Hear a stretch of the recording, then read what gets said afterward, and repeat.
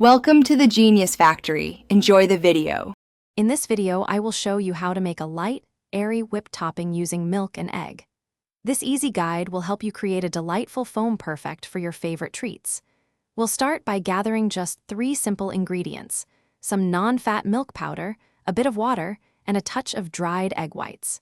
It's a fantastic way to achieve a fluffy texture without traditional heavy cream. First, let's prepare our milk base. Take a clean bowl and add 3/4 of a tablespoon of non-fat milk powder. Then, pour in 1/4 cup of water. Gently whisk these 2 ingredients together until the milk powder is completely dissolved. A smooth, lump-free liquid is what we are aiming for, setting the stage for our light and fluffy creation. Now for the magic. Add 1/2 teaspoon of dried egg whites into your prepared milk mixture. Next, grab your milk frother and begin frothing. Start on a low speed and gradually increase it, moving the frother to incorporate plenty of air. Continue frothing for several minutes until the mixture transforms into a beautiful, light, and airy foam with your desired consistency. And there you have it.